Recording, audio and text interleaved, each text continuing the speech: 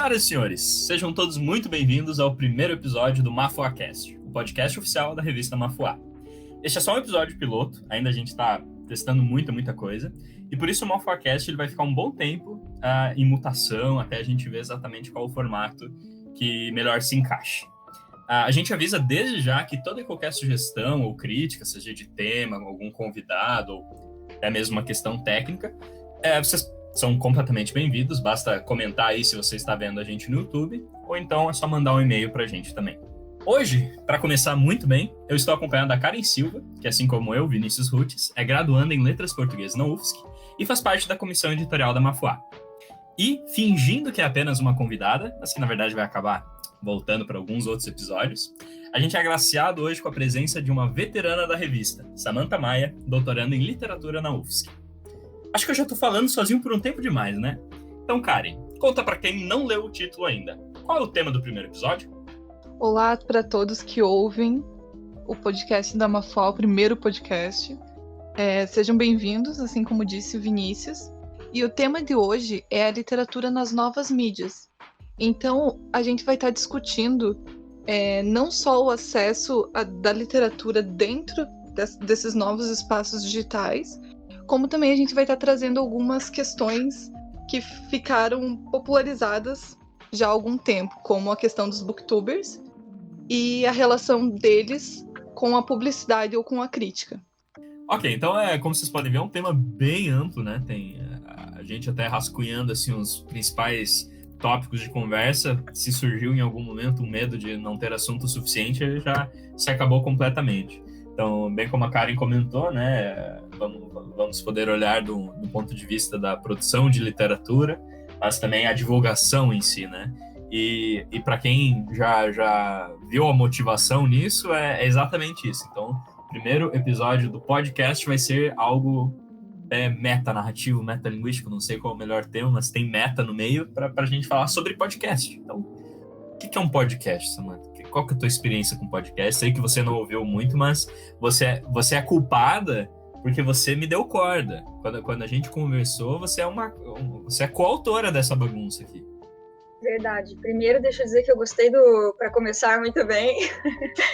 Agradecer o convite.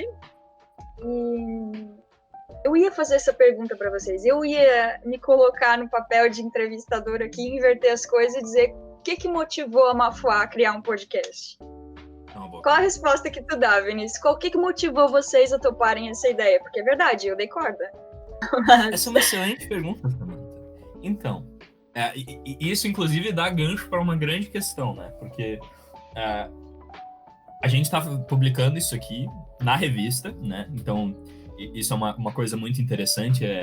E isso já responde um pouco da pergunta, né? A Mafuá, ela é historicamente muito vanguardista nesse sentido de ser uma revista de literatura, um periódico oficial já hoje cadastrado nas plataformas oficiais como um periódico de literatura para graduação, o que aqui no Brasil é algo isso justifica raro. O formato, digamos assim, né? Te interrompendo. Isso justifica o formato, perfeito. Essa coisa vanguardista da revista.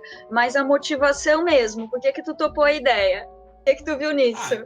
Eu particularmente gosto muito do gênero podcast. Eu acho que isso a gente já vai acabar falando bastante.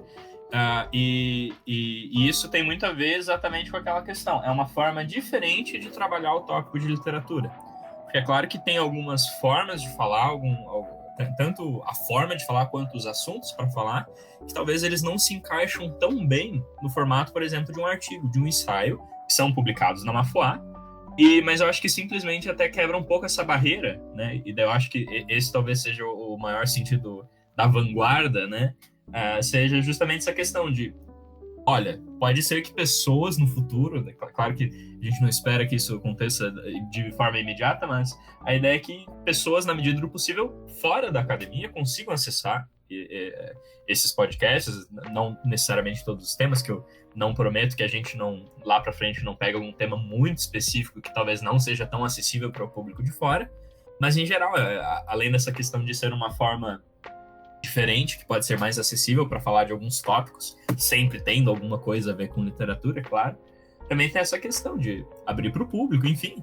E acho que, em geral, também tem uma questão, não vou ser hipócrita também, eu gosto muito do gênero podcast. a Samantha também me deu corda aí, e quando a gente trouxe para conversa com o resto da comissão editorial, o pessoal também gostou e aprovou. Então, cá estamos neste pilotinho. Karen, o que você acha, Karen, do podcast, da ideia? Bom, o que eu vejo de muito positivo no gênero podcast é a flexibilização. Então, eu considero que é muito legal as pessoas poderem ouvir sobre diversos assuntos que são pertinentes tanto dentro da academia quanto fora, de uma forma mais simples. Então, às vezes elas estão fazendo coisas do dia a dia e podem estar ouvindo um podcast. Então, isso nos demanda menos tempo, visto outros gêneros, né? Por exemplo, gêneros escritos, onde você precisa sentar e ter aquela concentração para ler um texto sobre tal assunto. Um podcast é muito mais flexível nesse aspecto. Dá para lavar a casa vendo uma podcast. Perfeito. Você pode fazer inúmeras tarefas do dia a dia. Você pode, sei lá, tá até na rua, no trânsito, fazendo o que for, que você pode estar ouvindo podcast. E eu acho que isso é sensacional, sabe? E se encaixa muito bem com a nossa rotina, né? A rotina do século XXI. Então, quando o Vini apresentou essa ideia, né, pra gente, pro pessoal da Mafuá, eu simplesmente abracei por conta disso, sabe? Eu acho que é uma ideia muito interessante pro momento. E não só para as pessoas dentro da academia, né? Para as pessoas que estão fora, que não têm acesso a discussões tão engembradas e tão, digamos assim... Entendi. Profundas, complexas, com o vocabulário da universidade. Sim, muitas vezes as pessoas não conhecem muitos gêneros acadêmicos, tem pessoas que não conhecem, não conhecem ou não têm acesso a artigos, mas é mais fácil para ela ter acesso ao podcast. E um podcast produzido dentro da academia também é uma forma de extensão, né? Considero, pelo menos. Então, enfim, esse é o maior motivo que me fez abraçar esse gênero e tá aqui hoje conversando com vocês.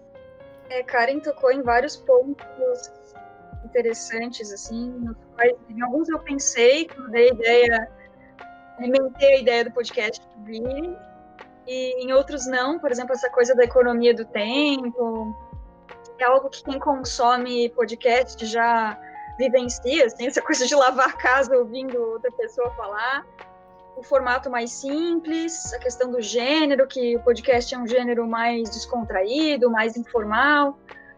Mas o que eu pensei também, para dar ideia para o Vini, o que me motivou particularmente, foi a necessidade de conversa, assim, de diálogo sobre literatura, que eu acho que falta dentro da universidade, pelo menos falo pela minha experiência, lógico, não sei se isso mudou, se as pessoas da graduação, por exemplo, sentem falta disso hoje, se já foi diferente um dia.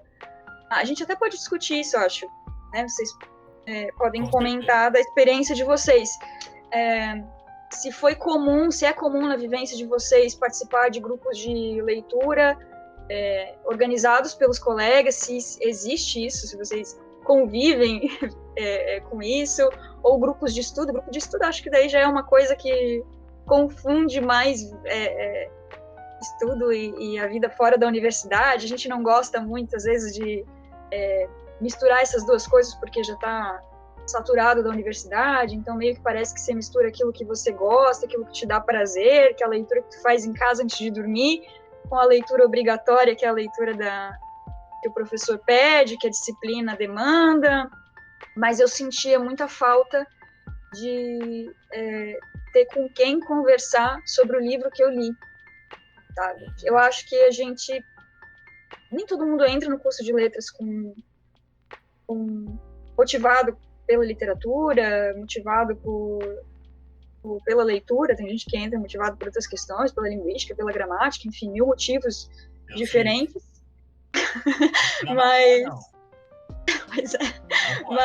Mas a minha motivação, particularmente, uma delas era essa.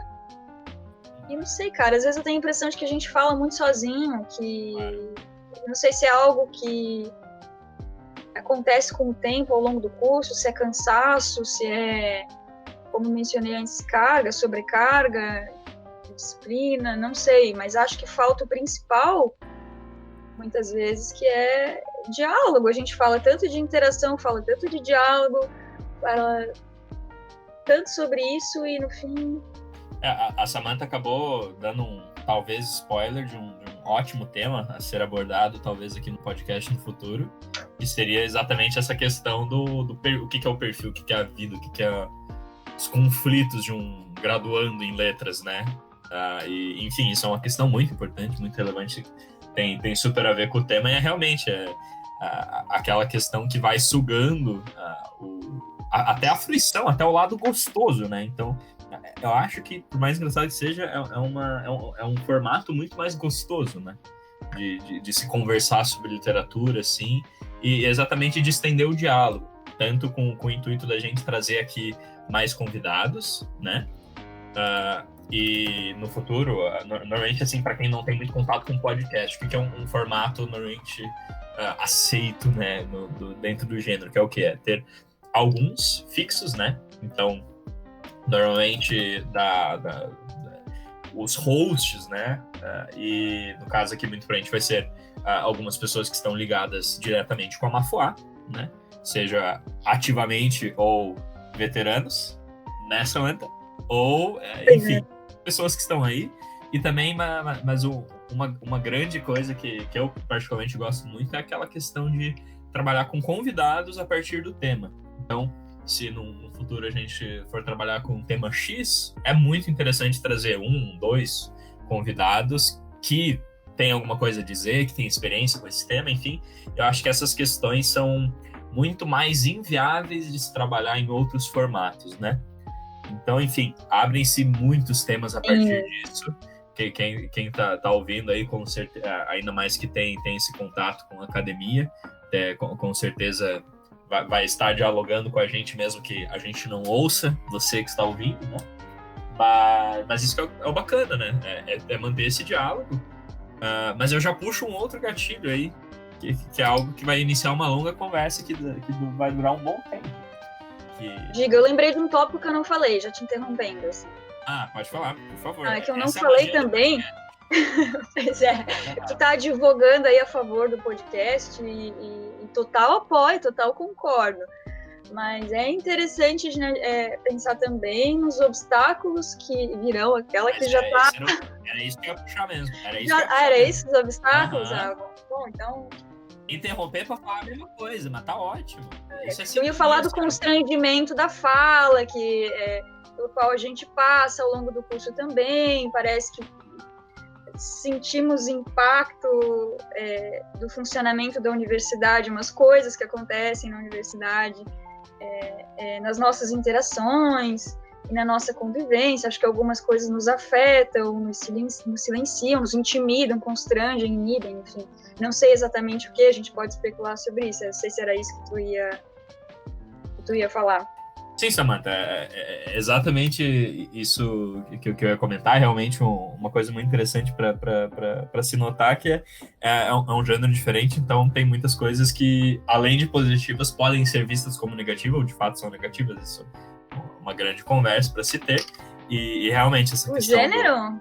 Do gênero podcast. Eu não acho que o negativo é do gênero. Eu acho que, bom, pelo menos isso que eu estava pensando na dinâmica da universidade mesmo, sabe? Não, é um ambiente muito controlado, em que a gente é avaliado o tempo inteiro, então vamos ter que caçar convidada laço aqui. Perfeito, não. Na verdade, você já jogou a minha linha de defesa aí, mas é exatamente isso que eu dizer. Não é exatamente o gênero sem contexto, é mais o podcast no contexto de uma universidade. Porque o que é uma das principais coisas que nós já estamos nos preparando para nos defender, mesmo que não seja expressamente dito, se bem que podem ter alguns academicistas que vão criar umas contas no YouTube fake só para xingar, por que não? Na cultura do cancelamento, tudo é bem-vindo, não é mesmo, Samantha?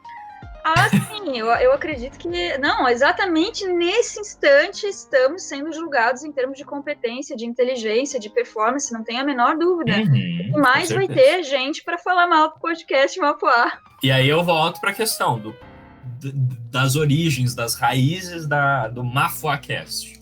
Então, lá resgatar a palavra tão linda, vanguarda, para colocar um podcast num periódico ao lado de outros artigos, é uma legitimização, né?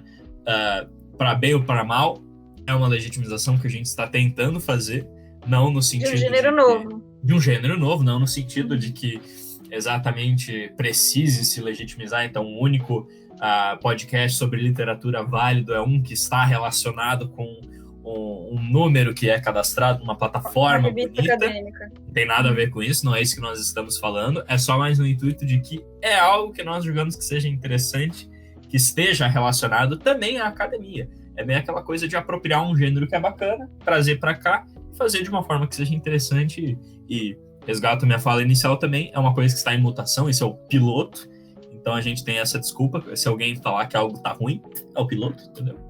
Mas tamo aí, né? Tamo aí. E é bem essa questão que deu início, na verdade, ao tema.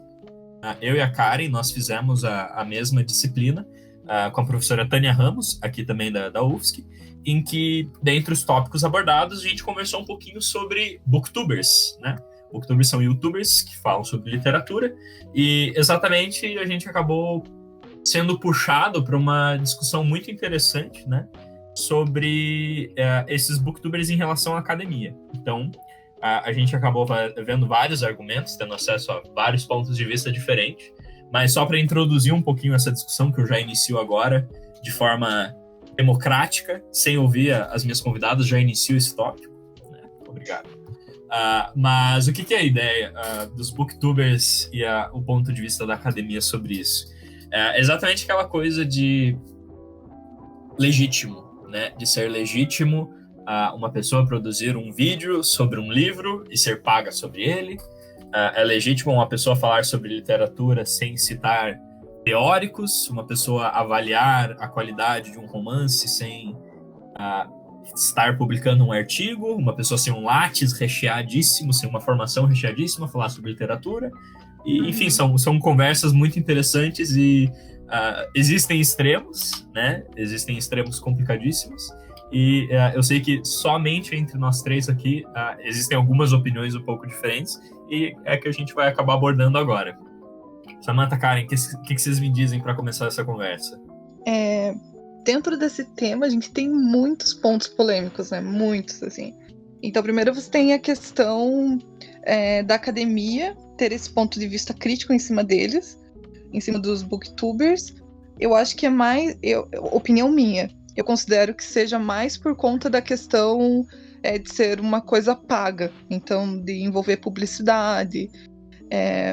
E também pela visão que a academia tem de que eles queiram assumir papel de crítico, sabe? Então você tem esse, digamos assim, não essa rivalidade, mas esse embate no ar.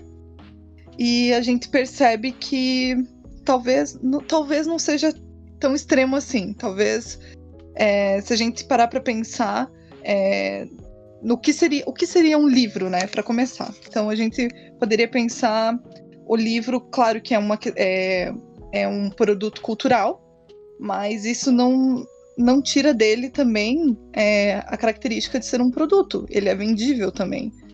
Então, seria errado o que os booktubers fazem, estando eles ali realizando um trabalho, recebendo para falar de tal livro e assumindo que aquilo é uma publicação. Eu não sei, não tenho resposta pronta para isso, mas é apenas um questionamento que eu deixo aqui para a gente pensar também. Uhum. O que ele está, acho que tem uma questão muito da academia, talvez questionar se há ética nisso, né? Deles fazerem esse trabalho de comentários sobre livros, através, como se fosse um trabalho, né? Como se fosse não. Como sendo um trabalho. Tanto é que eles falam que necessitam da publicidade para manter o canal e se manter trabalhando com o YouTube. Exatamente. Então, eu acho que os canais dos booktubers, eu não sei muito assim por números, mas eu acho que eles, não sei se é monetizado os vídeos que eles fazem, se eles conseguem dinheiro apenas pela publicação no YouTube, mas eu acho que o que rende mesmo são os autores e as editoras pagando eles, né? para fazer essas publicações, publicidades dos livros. Então, acho que é a forma de renda deles. Então, é exatamente isso. Existe o dinheiro que vem direto das propagandas que vem do YouTube, né? Mas boa parte da renda, é claro, vai variar bastante de canal para canal, mas existe muito interesse nesse lado das publicidades, das parcerias, etc. Mas eu já apontou uma diferença bem importante, que é a questão do tipo do vídeo. Então, eu vejo que, tipo assim, uma coisa é você introduzir um livro, então fazer uma sinopse, um comentário, assim, meio superficial, ou simplesmente dar as tuas experiências de leitura, enfim. E eu, pelo menos, pontuo isso como uma diferença bem grande de uma análise, né? Então, isso, inclusive, já previamente, antes de vir para o podcast, eu e a Samantha, a gente conversou um pouquinho sobre essa questão da análise, né? Mas, só para pontuar um pouquinho a minha posição inicial, eu até mesmo correlacionando com o cenário dos videogames e o cenário até dos filmes, eu vejo a seguinte diferença. Principalmente pensando nos videogames, eu, inclusive, já escrevi para alguns sites e eu produzi análises. E, inclusive, tinha um pouco dessa relação de, entre aspas, ganhar algo. Então, como é que funcionava? Eu produzia análises, escrevia esses textos, né?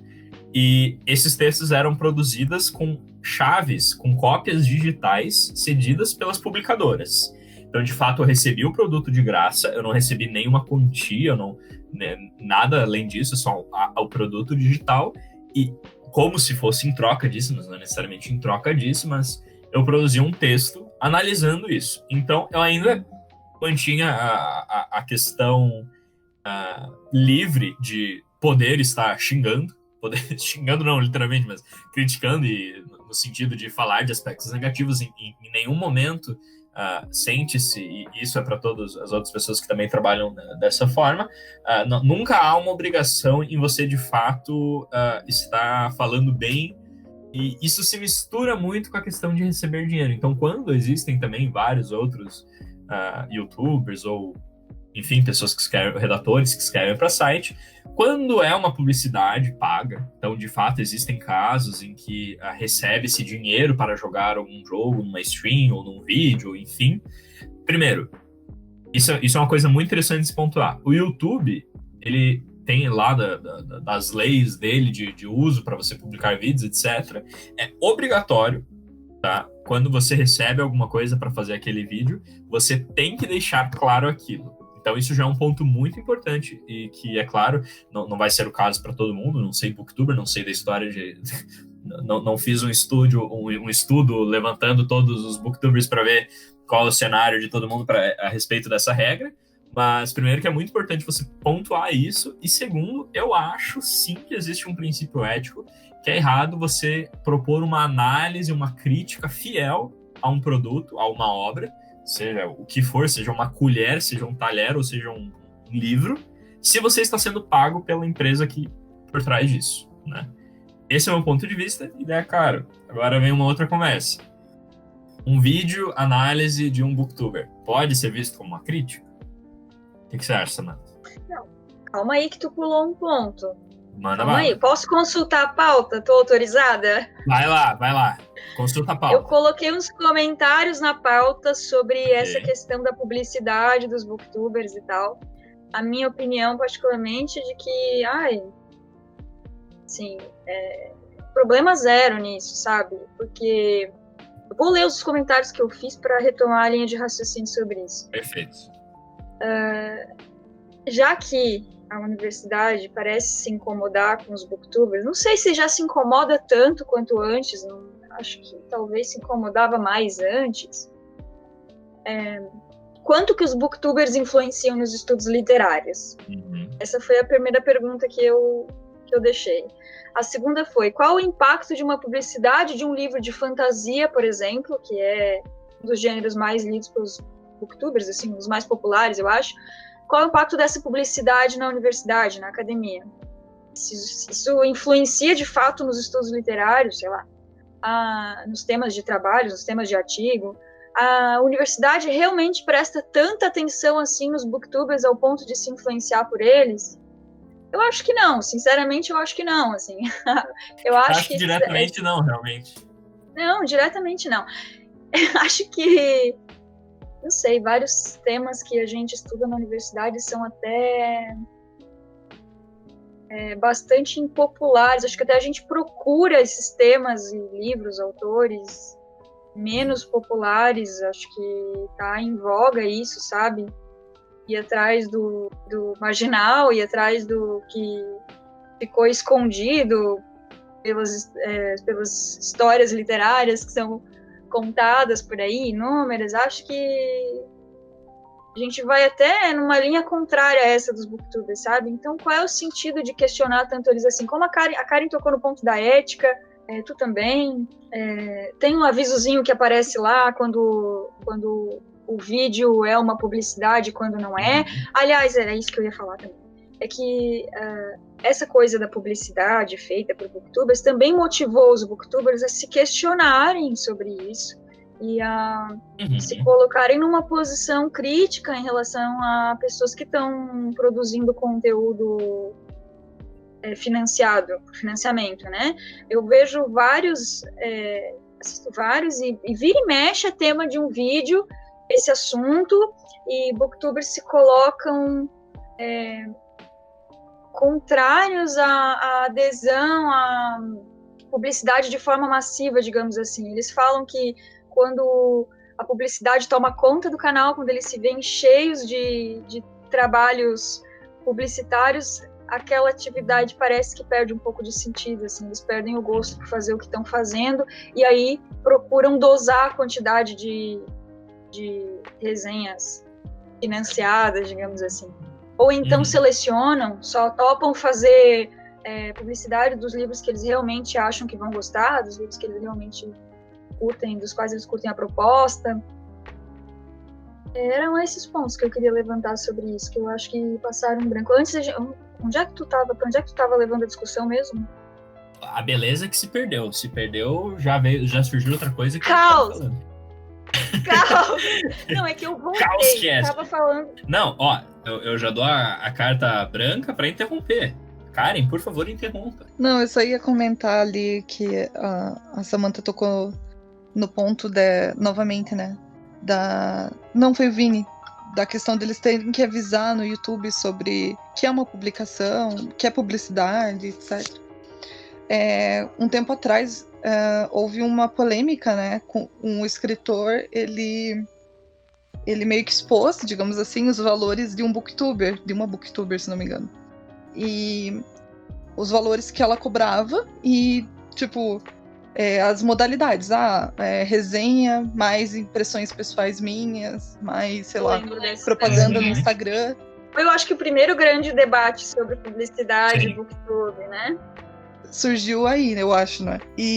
Mas ali, quando ele expôs esse preço, estava escrito, se não me engano, que ela colocaria as impressões dela, né? Então tem isso. Será que toda publicidade implica não numa manipulação, né? Mas na compra de uma leitura, digamos assim, numa leitura direcionada do livro, ou seja, você só pode dar aspectos positivos daquele livro porque você está sendo pago, ou realmente o booktuber pode ter essa liberdade, né, de dar as impressões pessoais dele, sejam negativas ou positivas, e se isso se caracteriza como crítica, né? Eu não sei. É esse o ponto para o qual o Vini estava indo. Isso. Se é crítico ou não é crítica.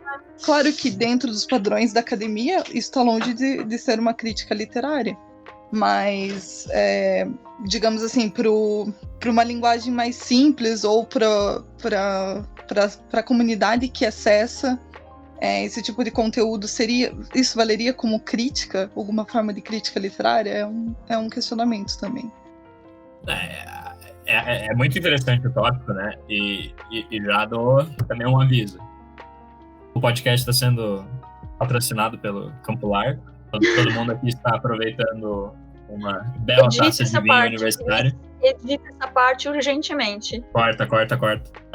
Mas além disso, depois da mensagem dos nossos patrocinadores, Eu realmente acho que tem uma diferença em tipos de vídeos de booktubers, né? A gente também tá cometendo uma grande falácia da academia, que nós estamos falando de um corpus, o que não é nem invisível, é um corpus estranho, que a gente não tá falando, a gente não está citando nomes, Claro. a gente está falando booktubers como se fosse uma coisa, né? Então, óbvio, Exato, não levem... e uma coisa não só, levem, e como se todos os vídeos fossem um tipo só. Perfeito, exatamente. Então, entendam isso da maneira que nós estamos conversando. Mas, enfim, eu realmente iria propor uma diferença entre os tipos. Não que existam apenas 2 tipos de vídeos de booktubers, isso seria absurdo. Mas eu acho que sim, existem aqueles que podem ser vistos mais como uma análise. E daí, quando a gente considera análise, eu tendo a entender como uma crítica, né? E que daí, é claro, é num gênero diferente, é num formato diferente, é com um público-alvo diferente de um artigo analisando a mulher nos poemas de blá blá blá, claro, mas eu ainda entendo nesse campo semântico da análise, e eu entendo que existem outros vários que se encaixam naquela questão de comentar a minha experiência de leitura, comentar sobre os personagens, dar uma sinopse, às vezes dar um resumo, né? Ou, enfim, falar de spoiler, dar as opiniões, tipo assim, por exemplo, uma trilogia e daí saiu o último livro e a pessoa quer falar sobre a conclusão do enredo.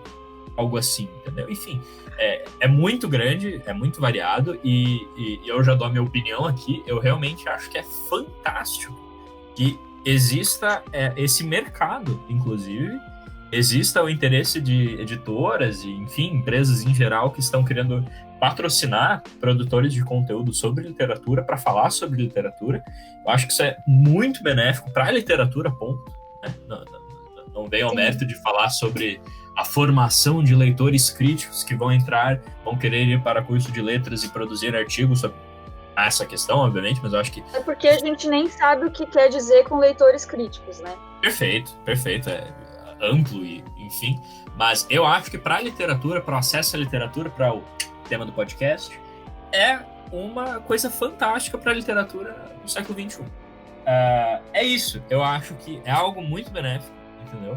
Eu sou completamente a favor desse mercado de publicidade e realmente eu acho que não tem nenhum problema, porém, eu dou o meu porém aqui, eu acho que sim, existem booktubers naquele nosso corpus invisível que produzem crítica, tá? E daí, quando é uma crítica, eu acho problemático quando é uma crítica paga. É só isso. Essa é literalmente a minha única crítica que eu consigo produzir no sentido negativo. Como é que tu sabe, como é que tu distingue o booktuber que faz a crítica e do que não faz? Então, problema do corpus. Temos que pegar um canal, pegar uma sessão de 150 vídeos deles para poder falar qual é, não é. Mas, tipo, de verdade, eu acho que se você ver um vídeo, eu acho que, de um ponto de vista estrutural, de um ponto de vista for pegar e fazer uma análise do vídeo da pessoa, eu acho que é muito fácil, tá, de você dizer se tem um teor crítico ou se tem um teor mais, seja pago ou não, mas um teor que não seja crítico, sabe? E olha, uma maneira que não seja mais, eu confesso que não é a maneira mais fácil e mais verídica de fazer, mas se a pessoa intitula algo como análise do livro, blá blá blá, eu tendo a pensar que é uma crítica. Eu ia entrar em outro ponto já, mas só antes de eu entrar nesse ponto, eu só queria perguntar pro Vini, Vini, você falou que não sei se não gosta, né, dessa análise paga, mas assim, vamos supor que o booktuber faz um resumo, ele recebe para fazer apenas um resumo, sem expor impressões, seja pessoais ou não. Você acha que é válido ele receber para promover esse livro sem impressões, digamos assim, mas ele ainda receber? Você acha válido ou não? Eu não somente acho válido, como eu acho que é maravilhoso. Eu acho que é algo que tem que ser incentivado, tem que ser algo elogiado, porque, se for para começar a conversar uma coisa sobre YouTube em geral, o que tá lá, é maravilhoso que esteja um conteúdo sobre literatura de uma forma só de um ponto de vista ético, porque eu também acho que o tiozão, num almoço de domingo, falando sobre o livro que ele leu, ou o filme que ele viu, mesmo que seja de uma forma, obviamente, fora de uma crítica canonizada pela crítica, pela academia, perdão, ele ainda tem uma crítica. Ele pode falar do livro, do filme que ele viu lá, ele pode realmente emitir a opinião dele, falar porque ele gostou, porque ele não gostou, enfim, não importa, seja um tiozão, seja uma pessoa formada no ensino superior, seja um adolescente, seja uma criança, entendeu? Eu acho que sempre existe essa questão de fazer uma análise, eu acho que é algo muito comum.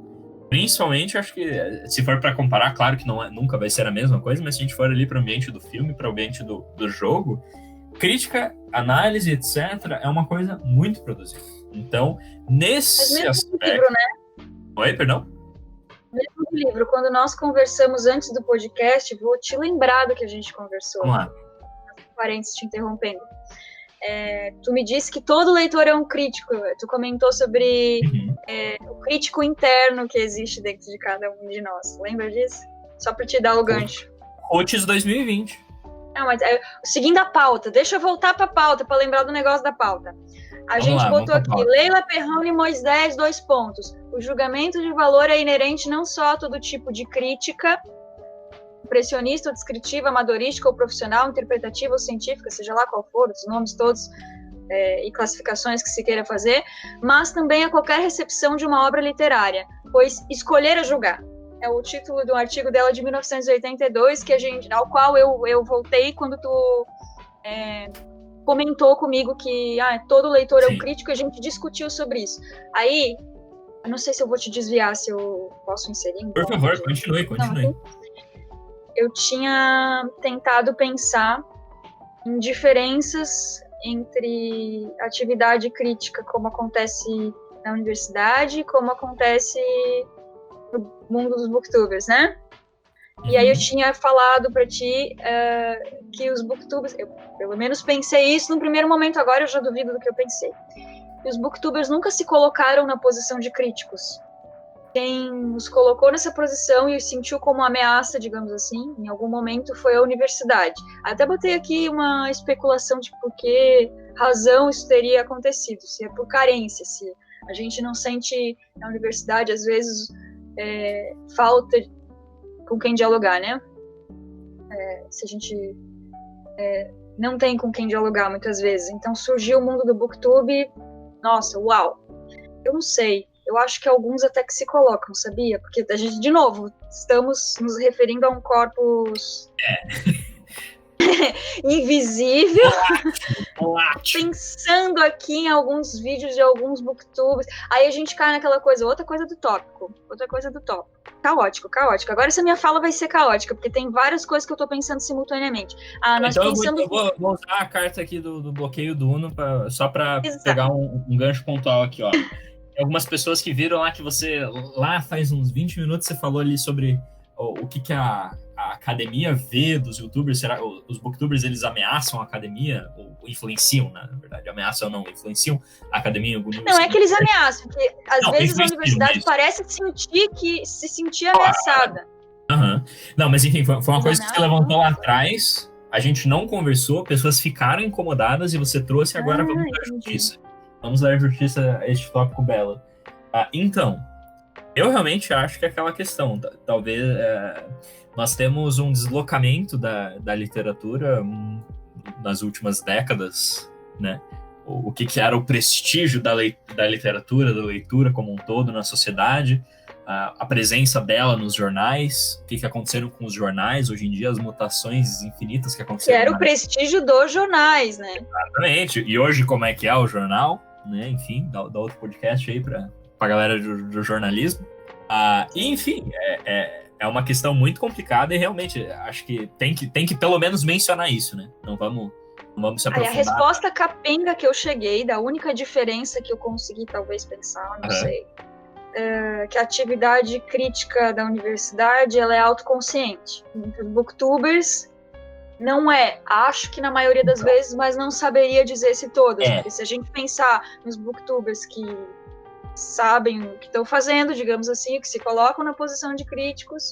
Então, é uma beleza, porque isso no artigo a gente já ia ser reprovado por todos os pareceristas, porque a gente está dando a nossa opinião Muitas Claro. vezes infundada, porque eu acho que não existe artigos suficientes falando sobre booktubers pra gente pensar numa teoria de análise dos booktubers, porque seria um pouco patético também, mas tamo aí. Eu acho, sobre essa questão de ser autoconsciente sobre crítica, que ela não é necessariamente necessária para você fazer uma crítica. Eu acho que você não precisa estar autoconsciente de que você tá fazendo uma crítica para você fazer uma crítica.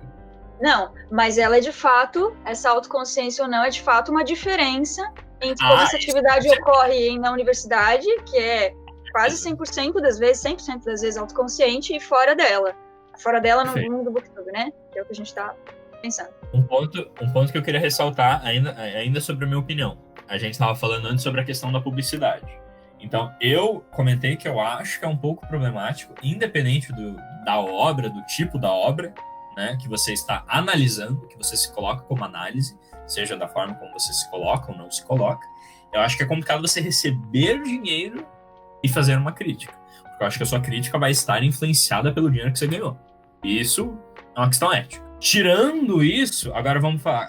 Agora acho que é uma coisa que já está na cabeça de todo mundo e que com certeza vão ter opiniões diferentes. E já ouvimos muitas opiniões diferentes sobre isso. O booktuber pode fazer uma crítica relevante sobre um livro? Eu acho e que é o tópico, quem também entra no tópico também, quem assegura a legitimidade da crítica. Vou ler esse tópico para alimentar a nossa discussão. Vamos lá. Crítica depende de instâncias legitimadoras. Essa é uma afirmação. Não sabemos se concordamos com ela ou não. Dizemos aqui.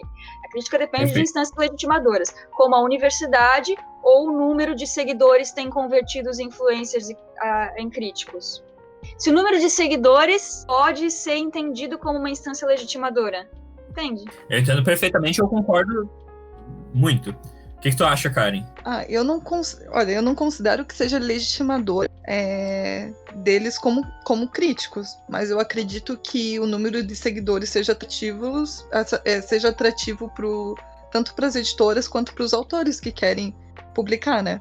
Querem fazer publicidade.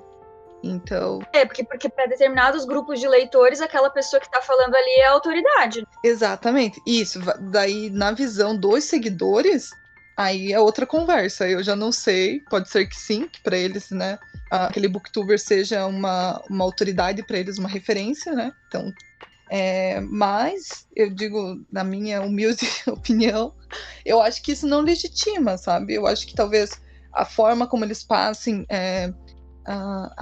a linguagem que eles utilizam, não sei, eu acho que são outros aspectos que fazem eles angariar mais, né? Ou até os temas dos livros, os gêneros que eles trazem para discutir ali, mas não que isso torne eles, legitime eles como críticos, né? É muito complicado, né? Essa questão do crítico, até o próprio conceito crítico, né? Quem pode ser, quem não pode ser, se eles se assumem como críticos ou não. Então, os artigos publicados na Mafá antes delas ganharem o ISSN eram críticos? Eram artigos de verdade? Não foram pro Lattes? Mas foram produzidos na universidade. Pois é. É muito complicado essa legitimização. Quando a gente está dentro da universidade, parece que a gente está num terreno muito seguro, assim.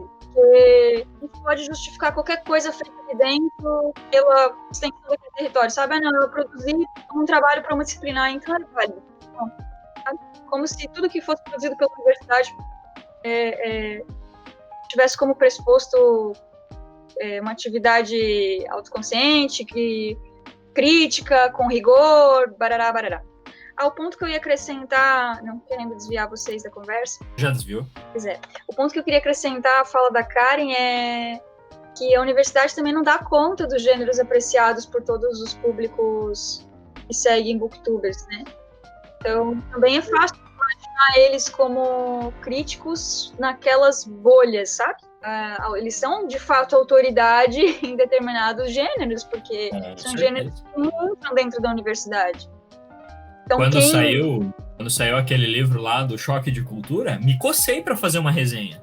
Mas não fiz.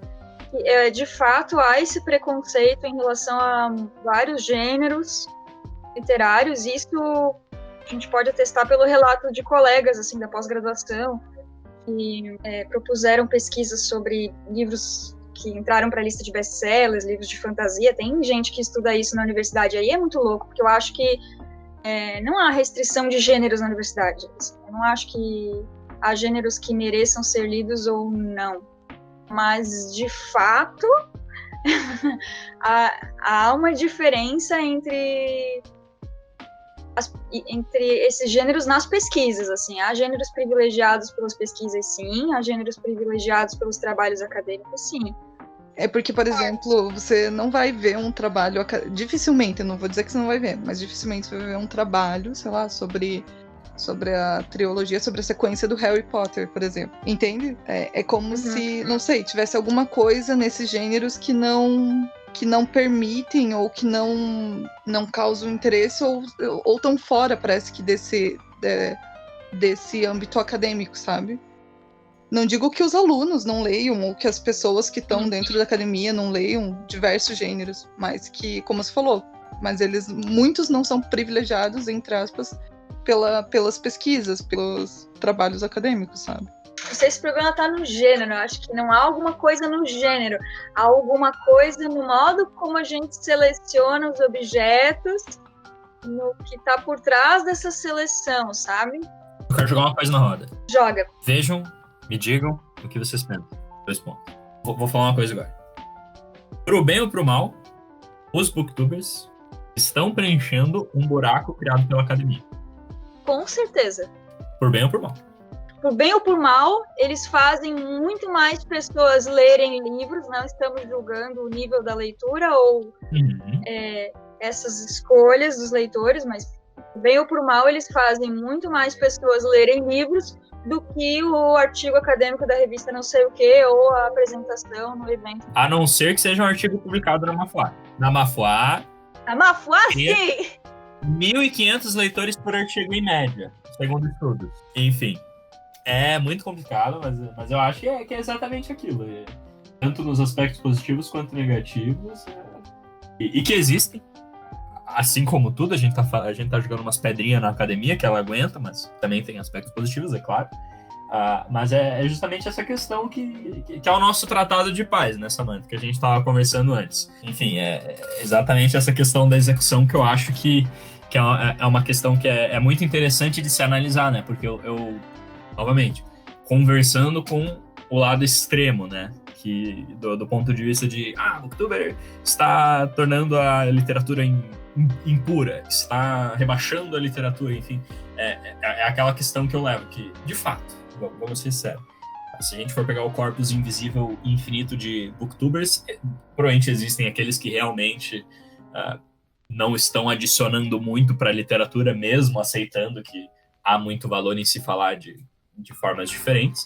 A questão que eu levanto é exatamente essa, que não é um problema no gênero vídeo de YouTube, ou no gênero podcast, ou qualquer gênero, e mais na questão da execução. Eu vou confessar uma coisa para vocês. Aproveitar que estamos num podcast na revista mais vanguardista da UFSC de literatura, chamada Mafuá, e que existem alguns vídeos no YouTube que fazem análises de mangá e que, literalmente, se fosse transcrever para um texto, um doc, um PDF, daria um puta artigo.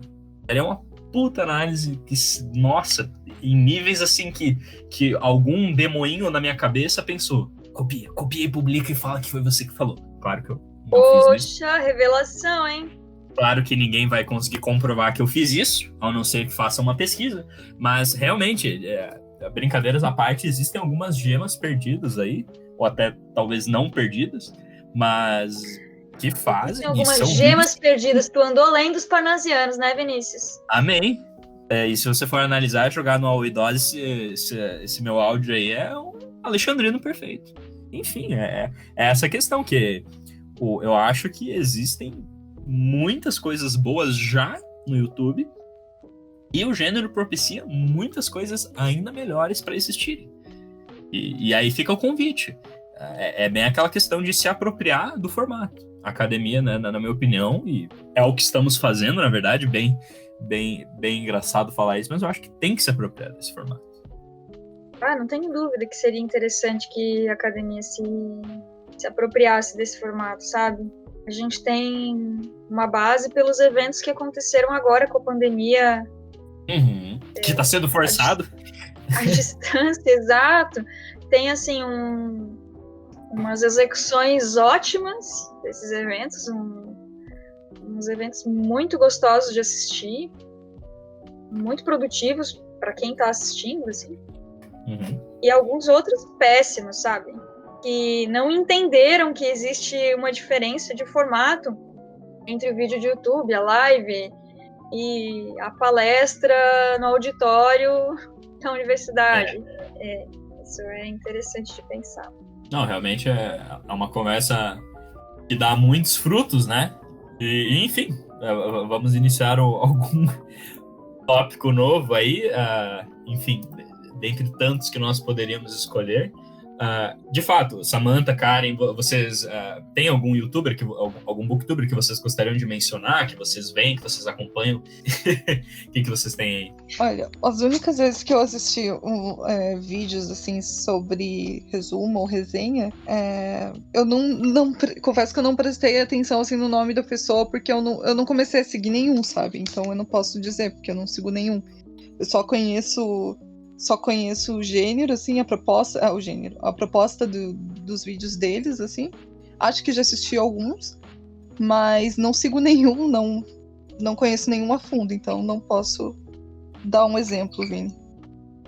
Não, tem vários youtubers que eu acompanho, mas eu acho que esse hábito de acompanhar booktubers, por exemplo, talvez seja mais comum entre as pessoas mais jovens, assim. Aliás, seria interessante de verificar isso entre as turmas de calouros que têm entrado nos cursos de letras. Se quantas pessoas dessas turmas acompanham booktubers, se algum deles influenciou na decisão da pessoa de cursar letras, não sei. Eu acompanho alguns canais, sim. Eu acompanho o Literatame, que eu gosto bastante, acho que é o que eu mais acompanho. Gosto do Livrada também, do Yuri, do Las Hojas Muertas e Outras Hojas, do Nicolas Neves, eu anotei aqui para não esquecer de falar de nenhum, da linha Aimee, do Chave de Leitura, e eu acho que são esses 4 são os que eu mais acompanho, assim, mas dou sempre uma olhada em outros, quando comentam algum livro que por acaso eu estava pensando em ler, ou quando comentam tópicos do mundo do YouTube, sabe? Do Booktube. Adoro assistir esses vídeos. Adoro assistir vídeo de drama, exato. Eu acho que são esses. Bacana, muito bacana. Não, realmente, eu acho que dá um ótimo artigo, para falar de artigo, né? É um estudo muito interessante pegar uma turma de calor e ver se a influência, algumas turmas de calor, né? Óbvio.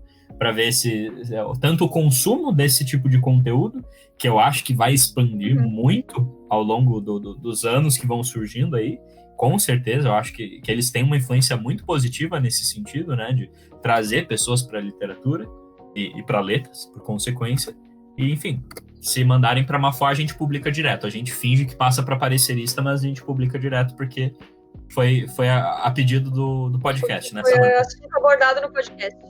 Isso, claro. já ganha ponto positivo, sai em destaque ainda. Mas então, realmente, tem alguns nomes aí que surgem à mente, mas só para ser um pouco diferentão, eu cito um que se chama Alecsandr, Aleczandxr, que ele não é um booktuber. Daí eu vou fazer a inovação dentro da inovação, mas ele fala bastante sobre agora alguns animes. Oi? Não é um booktuber, é um crítico de anime, então. Isso, de anime, de mangá, e até acho que de alguns jogos ele publica alguma coisa às vezes, mas é extremamente narrativo. Tipo assim, ele pega enredos e personagens, ele desmonta, assim, tem alguns específicos. Ele, na verdade, é o que eu nunca roubarei, mas tenho muita vontade de que a academia se aproprie desse estilo, desses objetos, enfim, que infelizmente ainda não existem, né? Não existem muitos artigos, ainda mais aqui no Brasil, sobre algumas dessas obras. E muitas vezes simplesmente por causa do gênero, porque se fossem romances, com certeza já existiria uma relevância maior. Mas enfim, inclusive de série, né? A Mafuá, há um tempo, passou a aceitar também desenho de filmes e séries, né? E são também uma questão vanguardista muito interessante que acaba convidando, né? E no meu ponto de vista, é uma coisa inevitável, porque a partir do momento que surgem essas obras, seja o gênero que for, seja o formato específico, eu acho que, na verdade, é um dever que a academia tem de abrir espaço, abrir maneiras de aceitar e de tentar entender, né? Então, hoje, obviamente, não vai ter algo muito bem formado, não vai ter séculos de teoria literária para esses outros gêneros como tem, mas eu acho que, tem que começar, né? Tem que começar em algum lugar. Tem que aceitar. De curiosidade, eu fiz uma busca por trabalhos acadêmicos sobre booktubers. Até que tem umas dissertações já publicadas, umas teses, mas é pouca coisa. Acredito que vai ter um número muito mais expressivo de pesquisas a respeito nos próximos anos. Acho que a tendência é essa mesmo, como tu falou. Não tem como fugir, né? São novos gêneros, né? É bobagem negar, eles estão aí. E para concluir esse segmento do MafoaCast de falar sobre booktubers, se você é um booktuber e você gostaria de aparecer no MafoaCast, a gente vai colocar a nossa conta bancária conjunto para vocês depositarem um valor e, dependendo do valor, a gente pensa em divulgar vocês nas próximas edições. Entendi, lógico, já fez a ligação com o negócio da publicidade, muito esperto. Vini tá bem piadista hoje. Ele tá, todas as tiradas. Eu tô esperando vocês descobrirem que, na verdade, eu tô utilizando o podcast para fazer um teste de comédia, eu tô querendo me lançar aí no mercado. Talvez me aceite, talvez não, qualquer jeito. Eu achei que tu ia dizer, eu tô esperando vocês descobrirem que eu não gravei até agora, a gente vai ter que gravar tudo de novo. Putz, podia ser também, né? Nossa, que azar, imagina. Pois é. Muito amadorinhos. Ai. Piloto pode ter ruído de fundo. Falando em piloto, gente, sabe o que é o meu objetivo pro MafoaCast? Eu já vou revelar, porque daqui uns 2 episódios vai dar certo, eu confio. A Samantha sabe. O meu ideal é, primeiro, ter webcam, as pessoas verem nossas caras falando e gesticulando e pra perder a vergonha, né? E segundo, desconstruir a imagem do acadêmico, do intelectual, do letrado e de fundo, né? Claro, fora de coronavírus, a ideia é que todo mundo estaria presencialmente, ou quase todo mundo, né? Presencialmente, e ter de fundo, prestem atenção e vejam a vanguardice da Mafoa, ter de fundo um fundo de papelão, é claro, com uma estante de livros nesse fundo de papelão falso. É importante dizer, o famoso fundo de papelão com a estante, porque esse fundo se tornou famoso. Porque falando de booktuber, obviamente isso não é uma crítica séria, mas tem que ter os livros de fundo, né? Até mesmo um professor dando aula tem que ter livros de fundo, porque estatisticamente... Não, mas tu sabe que eu já vi booktubers questionando isso, né? Bonito também. Tem que fazer autocrítica. Gente problematizando a quantidade de livros atrás da pessoa que fala ali no vídeo do booktuber. Já vi booktubers falando isso, que se sentem, como é que eu vou te dizer, responsáveis pela pressão que eles causam nas pessoas, pro consumo de livros e tudo mais. Sim. E que alguns até passaram a evitar o cenário de fundo repleto de livros e começaram a gravar em parede branca, parede decorada com outras coisas. Não, é lindo, mas a Mafoa vai ter um papelão no livro, e o segundo é alguma bebida que não seja vinho, ou se for vinho tem que ser o vinho mais barato no mercado disponível no momento, ou um suco de uva, alguma coisa assim. Tem que ter algo assim, entendeu? Porque literatura é o quê? É vinho e livro, né? Então, fundo ali, tem alguma bebida desse tipo para estar... Roots 2020. Roots 2020. Vocês esperem que já no próximo episódio, se der tudo certo, se o coronavírus for embora, né? O próximo não, tanto é que alguns, né? Mas, enfim. Isso me... Falando em livro de fundo, aqui vem uma denúncia. Eu recebi de presente da minha bela noiva Beatriz 2 livros de poesia francesa, em francês, muito lindos. Olha! E que ela me contou, não, eu nem vi direito, é que é pra decoração, é porque é bonito. E daí, de fato, eles são bem bonitos, sabe? Sério? Eles são grossos. Eu vou colocar aí, pra quem tá no YouTube ver, mágica do YouTube, eu vou colocar foto dos livros. É que eles são bonitos pra ficar na estante. Só verdades nesse podcast. Aqui não tem mentira. Que é verdade, Samantha. Só verdades. Só verdade. Denunciei aqui. para ficar bonito na decoração. Então, se não der certo, o papelão, a gente tem uma alternativa aí. A gente junta uma coleção de livros. A gente tem 2 livros de fundo. A gente tem 2 livros de fundo. Genial. Muito bom. Então, aproveitando o gancho do tema que vocês já trouxeram aí, a questão do físico do livro, né? Do livro físico. Então, eu acho que tem bastante reflexões aí. E a gente pode começar pensando, primeiro, com a literatura em novos meios digitais, né? Em novos espaços. Como que fica a questão do livro físico?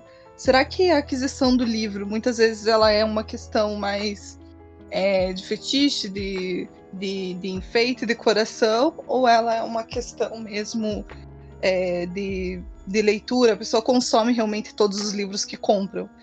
Apesar disso ser muito variável, né, eu acho que muda muito de pessoa para pessoa, é interessante pensar nesse aspecto, né, do livro físico, como ele fica nos tempos de hoje. É uma discussão muito interessante.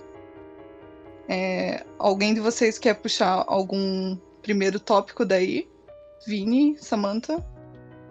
Acho que é bem interessante os audiobooks, né? Sim, o papel dos booktubers na divulgação desses novos meios de leitura. Acho que eles estão muito à frente, digamos assim, da universidade nesse sentido.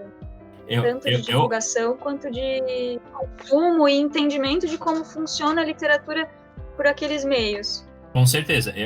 Eu resgatando um pouquinho daquele tópico lá de publicidade, etc., eu realmente gostei muito porque eu conheci algumas plataformas que vendem, distribuem livros por áudio, né? Eu conheci todas elas, e algumas, inclusive, que eu paguei por um tempo a assinatura, através de publicidade em vídeos falando sobre literatura. E isso é muito bacana. Outra coisa muito interessante sobre booktubers, né?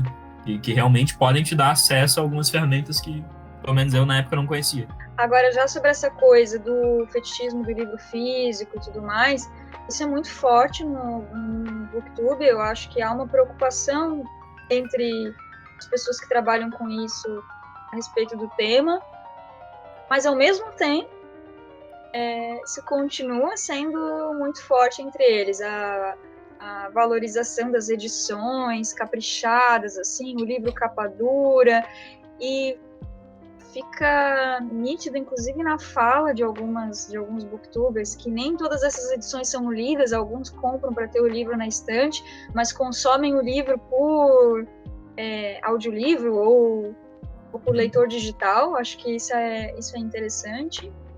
Tinha mais alguma coisa que eu ia falar sobre isso que eu esqueci completamente. Mas era só para puxar o assunto de novo pro Booktube. Não, realmente Porque assim, hoje com Kindle, ou em geral com PDFs, etc., facilita muito a leitura, né?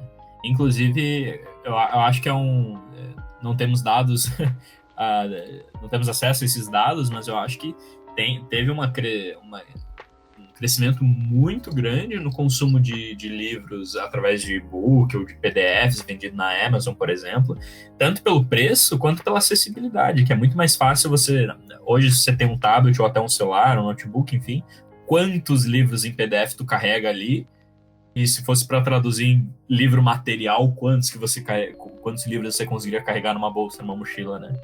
Sim, acho que as pessoas começaram a perceber, pelo menos nesses meios, as pessoas que têm o privilégio de ter um leitor digital, é importante fazer esse recorte, claro, que vale muito mais a pena comprar livros de leitura rápida, assim, livros que tu quer ler, mas sabe que talvez não é o tipo de livro interessante de manter na estante, de ter ali físico. Vale muito mais a pena comprar a versão digital. E, aliás, muitas pessoas falando que voltaram a ler mais quando compraram o leitor digital, Kindle, enfim.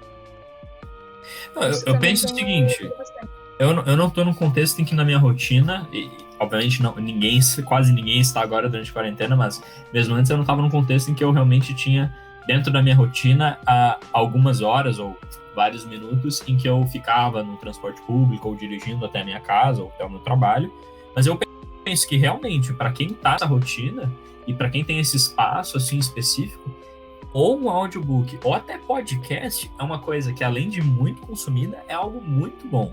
Porque, obviamente, que acho que nas nossas gerações a escolha inicial seria música, né? Mas quando você tá assim, enfim, eu penso assim, quem tem que pegar 2 horas de trânsito por dia, né?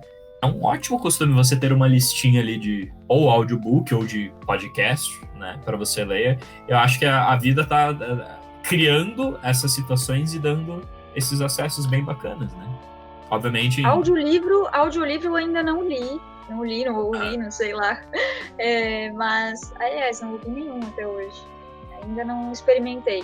Mas podcast, sim, já tive fases, sou de fases, assim, de ouvir muito podcast, fazendo todo tipo de coisa em transporte público. É muito divertido. Como é que tu lida com a quantidade de livros que tu não leu? Bom, a gente em letras vive muito isso, hein? Essa pressão. Não, Samantha, tu tem que falar como é que tá sendo o teu repositório físico aí. Conta da tua aventura aí. Qual aventura? Qual delas? Quantos livros você tem? Quantas estantes foram construídas para os teus livros, Samantha? Ai, construídas não, assim, porque são umas estantes muito modestas, mas eu tenho bastante livro. Literatura em geral por livro físico. Vou dizer que eu não tenho o hábito de ler em leitor digital, mas é porque o Kindle que eu tinha, eu ganhei usado, e aí ele estragou. A bateria não aguenta mais carga. Então, as minhas possibilidades de teste se foram. E também porque eu compro muita coisa usada, muito livro velho que não tem versão digital. Sim. É que eu e a Karen, a gente é de uma outra geração, né, Samantha? Você é um pouquinho mais idosa, né? A gente entende que tem uma limitação. Mas esse é um tópico legal também de investigar entre os estudantes de letras, assim. Com certeza.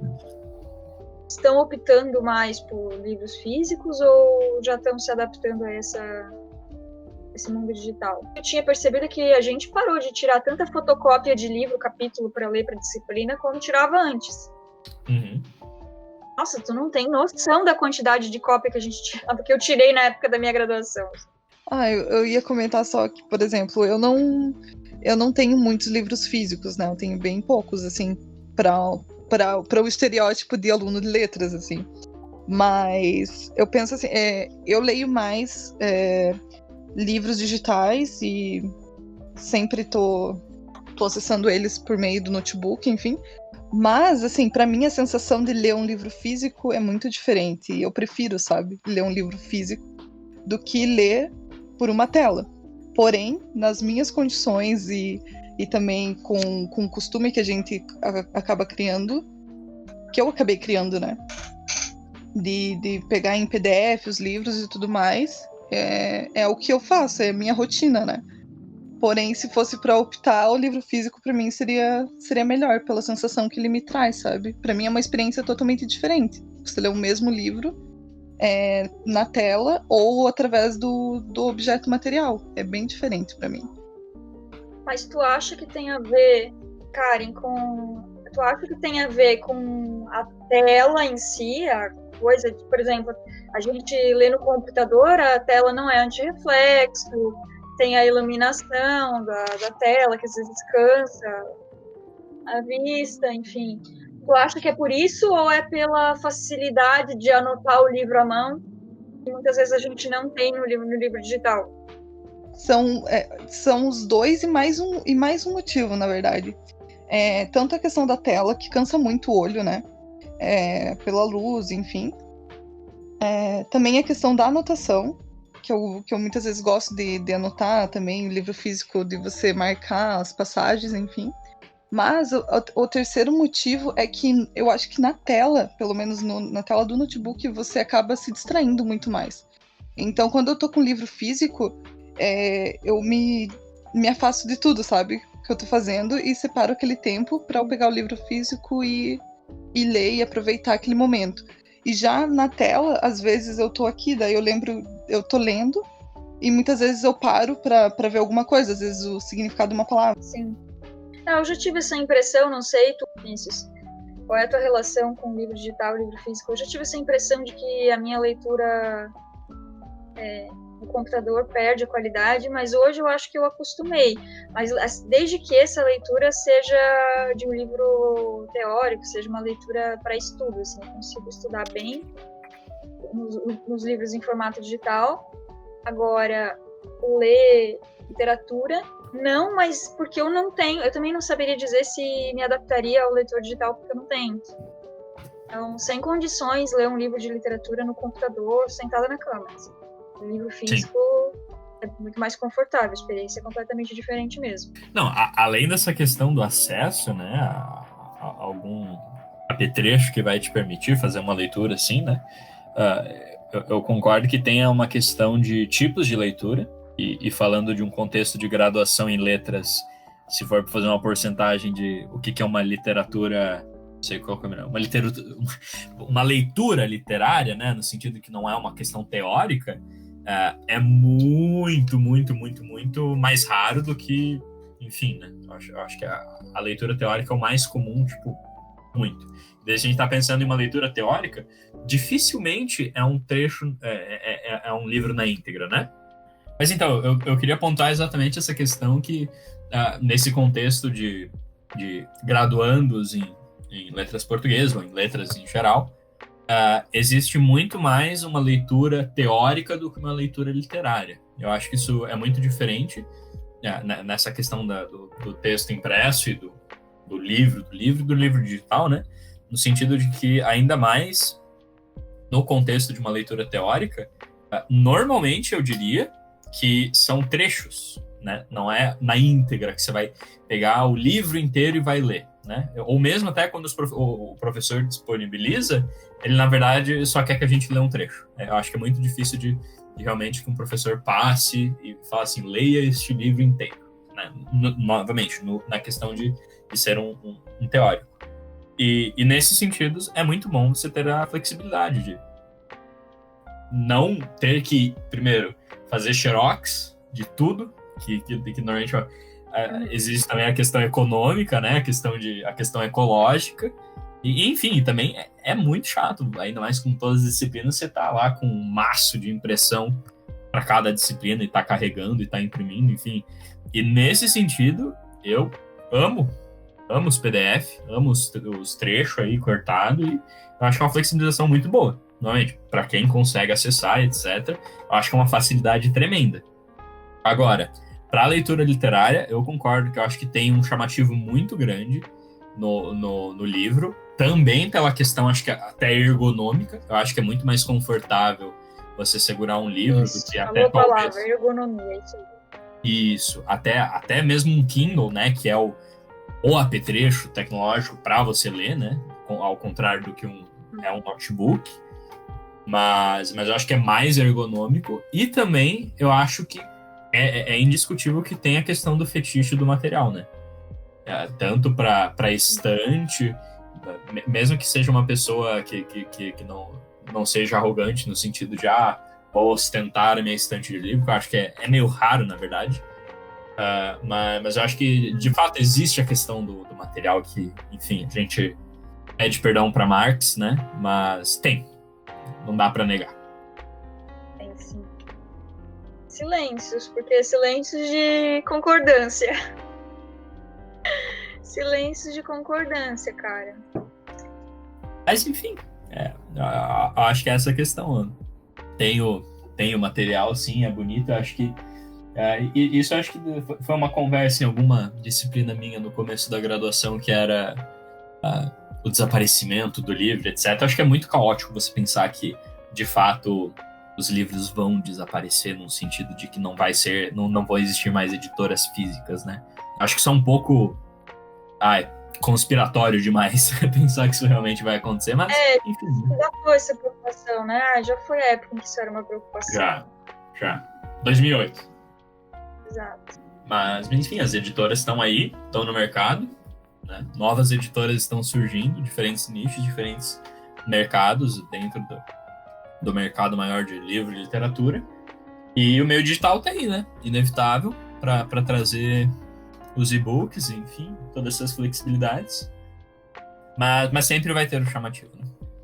Então, aproveitando essa questão aí do impresso e do digital, né, e sobre essas diferenças, a gente também não pode deixar de falar um pouco de literatura digital propriamente dita, né, não somente de uma literatura que está no meio digital, mas de literatura digital, né, pensada e feita para o meio digital. Então, a gente teve uma experiência muito bacana, que produzida também para uma disciplina aqui da graduação na UFSC, em que participou eu, a Karen e alguns outros colegas, que a gente fez uma recriação, né? A gente repensou o romance da Carolina Maria de Jesus, o Quarto do Despejo, e que a gente transpôs isso para o meio digital, né? Karen, tu quer dar uma faladinha sobre como é que foi isso? Sim, Vini. Nesse trabalho, o interessante é que ao tentar transpor, né? Ao transpor a literatura para o meio digital, a nossa intenção ali era passar a experiência para os alunos do público-alvo, que seriam os alunos do ensino médio, passar a experiência do gênero diário. Então, além deles lerem o livro, né, que seria o mais recomendável, eles teriam essa experiência de estarem não no lugar da personagem principal, mas sim de talvez pensar nas escolhas que ela fazia durante o seu dia a dia, né? Então ela tinha diversas atividades que ela exercia na rotina, como catar papel, catar lixo para sustentar os filhos e cuidar dos filhos e entre outras atividades, escrever também. E o aluno se deparava com essas escolhas. Então, dentro dessa criação digital, ele tinha algumas opções. O que ele faria primeiro? Por exemplo, se ele optasse por catar papel na rua, abriria uma nova página com uma foto de fundo e uma música de fundo também, citando um trecho do livro. Então, que se referisse a essa ação de catar papel, por exemplo, né? Então, a nossa intenção principal era fazer com que o aluno experienciasse, sabe? Esse mundo do personagem, que ele pudesse sentir minimamente essas escolhas que a personagem principal tinha. E pudesse, talvez, né, questionar, refletir mais acerca da situação econômica e social dessa personagem meio ao seu tempo. E foi algo muito interessante, muito legal, né, que a gente fez. Para mim foi uma experiência nova, porque eu nunca tinha trabalhado num projeto assim. Na verdade, a parte mais digital mesmo ficou com o Vini, né? Ele que editou todo o trabalho na parte digital. Então, eu e os meus colegas, a gente trabalhou mais na seleção dos trechos e na busca por fotos, na seleção das músicas. Mas a experiência no todo foi excepcional. E eu acho que para os alunos que puderam ter contato com esse projeto, acho que também foi muito válido e muito inovador, porque é um formato que um formato novo para mim, né? Que eu não vejo disponível em todos os lugares, essa experiência mais íntima com o gênero, né? Nesse caso foi o gênero diário. E quer falar um pouco mais, Vini, sobre o projeto, o que você achou, qual foi a tua experiência frente a ele? Com certeza.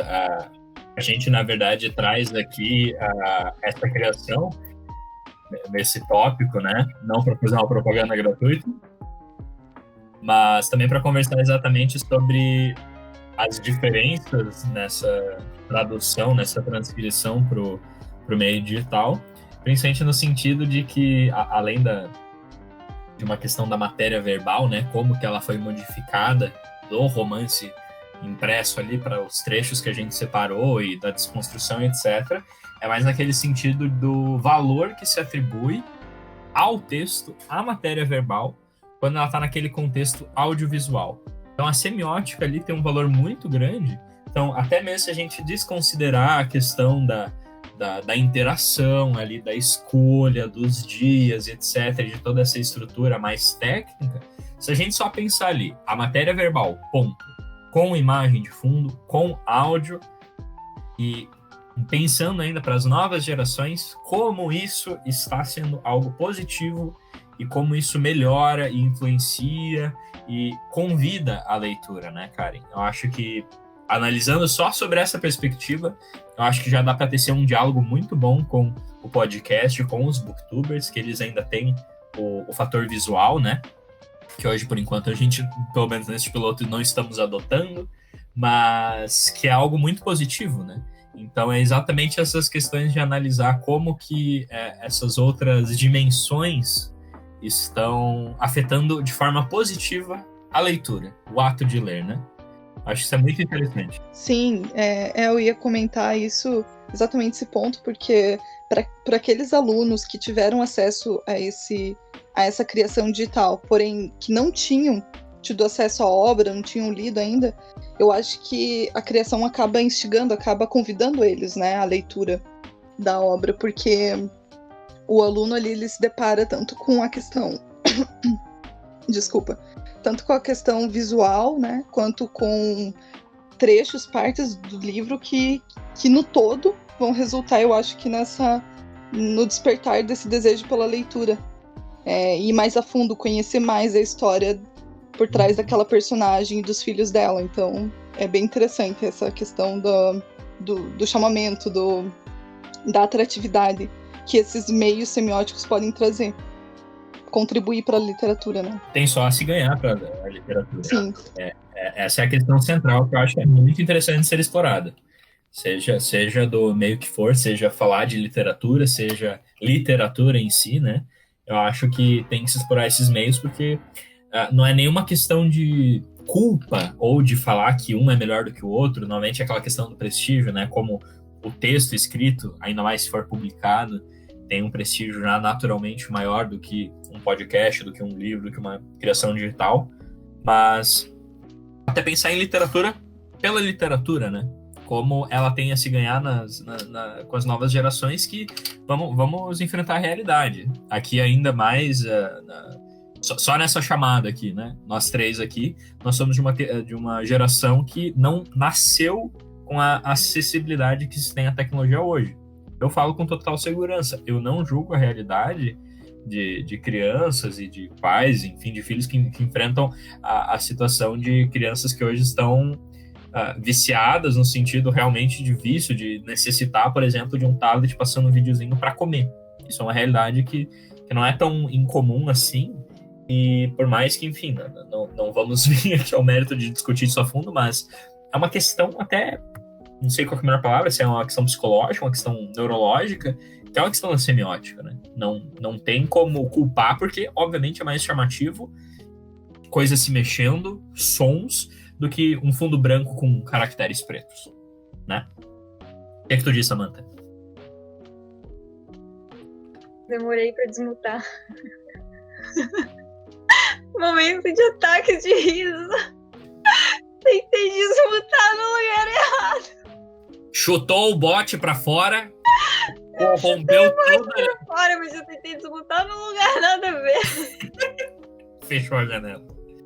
Se recompõe aí, pode falar. Voltei. Vamos lá. Sobre o quê? Qual ponto? Essa parte da realidade, por exemplo, das crianças viciadas em tecnologia, a gente julgar ou não julgar? Também acho que a realidade é completamente diferente. Não dá pra julgar, assim. Não faço a menor ideia do que é ser uma criança que nasceu com a internet, sabe? Nasceu com a internet? Não, nasceu dentro da internet, né? Aliás, tem algumas que nasceram realmente dentro da internet. Foi concebida dentro da internet, no Tinder. Tem! Caralho. Não digo nem no Tinder, mas no YouTube a gente vê, né? Velho.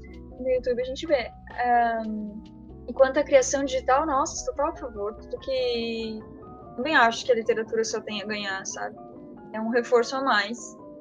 Não, mas é bem interessante essa questão da recriação do quarto do esquecimento, bem, inclusive a Isabel Maffesoli, né, que também é uma pessoa que participou bastante da Mafuá, ela aplicou muito recentemente numa turma do 7º ano a criação e realmente ela teve resultados bem interessantes justamente por causa dessa questão da interatividade, etc. E há muito a se ganhar, né, nessa produção de literatura. E enfim, é o meio digital aí que tá para ficar e não tem como querer ignorar a sua existência, ou, enfim, contornar isso. E realmente, voltando ao tópico central do podcast de hoje, é a literatura nas novas mídias, né? Não sei se esse vai ser o título final, mas voltamos àquela questão de tanto a produção de literatura propriamente dito, quanto a produção de conteúdo sobre literatura, seja formal, crítico, artigo, blá blá blá, ou seja, um post no Facebook, um tweet, um vídeo, um podcast, né? Sempre temos que pensar nessa questão da mutação, do surgimento de novas coisas, e como tudo é muito recente, né? Até mesmo pensar numa perspectiva de gêneros, né? Bem Baktiano, como não é algo formado, e eu acho que nunca vai ser 100% formado e fechado, né?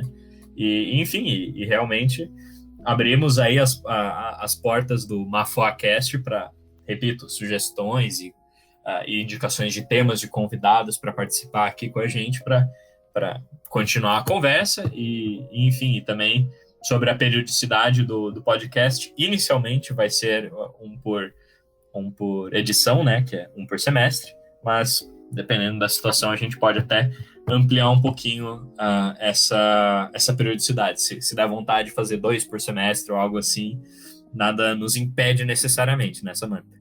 Concordo, mas eu sou a convidada, só dou palpite. Não, a pergunta para mudar de assunto mais ou menos, né? Mudar um pouquinho só. Como é que estão sendo as leituras de vocês na pandemia? Que tipo de leitores estão sendo vocês na pandemia?